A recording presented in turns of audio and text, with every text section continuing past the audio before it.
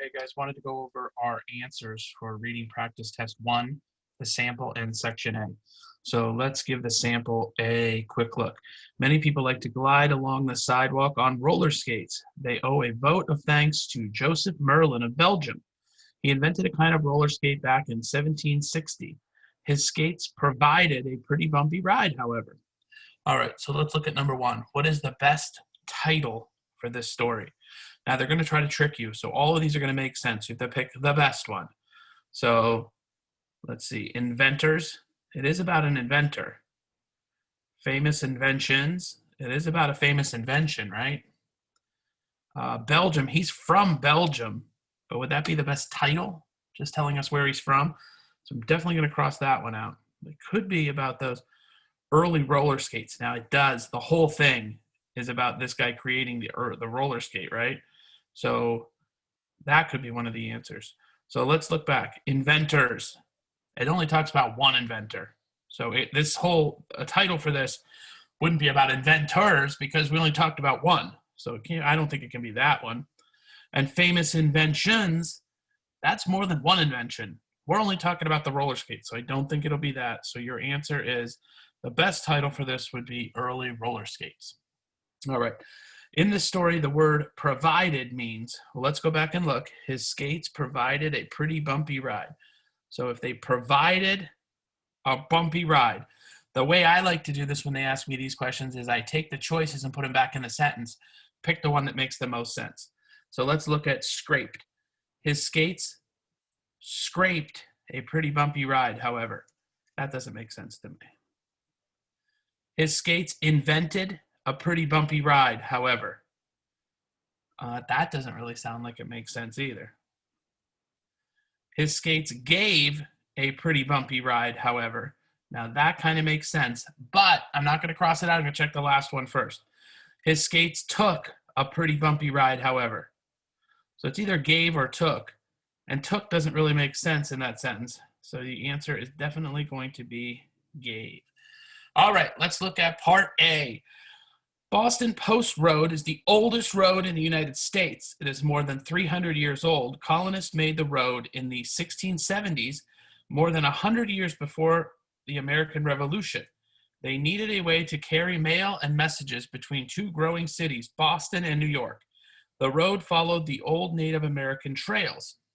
Okay, so number 1 is going to ask us, what is the best title for this story? I look through at every single choice. Building roads. It is about building a road, but not roads. Is this whole thing about building a lot of different kinds of roads? So I don't think it's going to be that.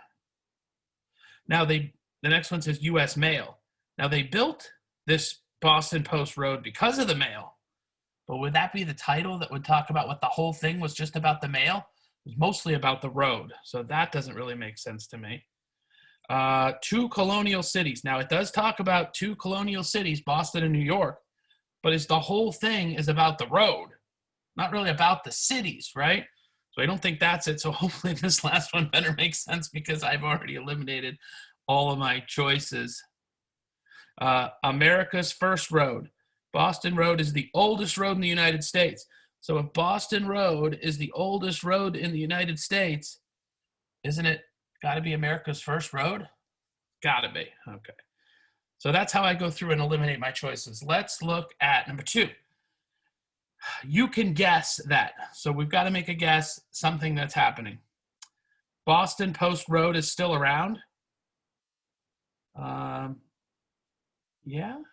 I mean, I guess we could probably guess that. We can't rule that one out. So let's go to the next one.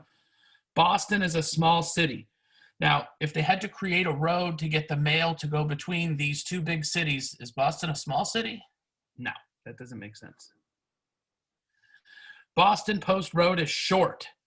Well, they needed to go from Boston to New York, which is from Massachusetts to New York. That's pretty far, so I'm going to guess the road is not short. So far, A still makes the most sense that it's still around.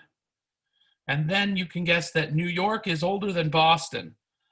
Well, if 300 years ago they were building a road from Boston to New York, I don't actually know which one is older, but can we make a guess based on what we read that New York would be older than Boston? If they're creating this road to connect the two big cities, at the very least, we can't tell which one's older, right? So we definitely, that wouldn't be a good solid guess because it doesn't tell us that in there. So, ooh, good news. I think we come back to A as the answer. Okay, you would probably find this story in a book about, okay, where would we, if we were going to have this article posted somewhere in a book, where would we find it? Okay, that's what it's asking me. Fairy tales. Well, fairy tales are made up things, right? Well, this definitely happened, so it's definitely not fairy tales. Okay. Number 2 says current events. Current events are things happening right now. This happened, this road's 300 years old. So is it a current event? No. The next one says, would you find this in a book about how to build roads? Now, does this tell us how they built the road? No. Hopefully the last one works, because if it doesn't, we're in big trouble again. American history. So if we look at this, it's talking about something that happened 300 years ago. It was part of the American Revolution, and it's a road that followed old Native American trails, connected growing cities, Boston and New York. So that would be about our history, wouldn't it? And even if you're not 100% sure, that's the only one that makes even a little bit of sense, right? But it's definitely about American history. Alrighty, guys, double check your answers. And if you have any questions, let us know.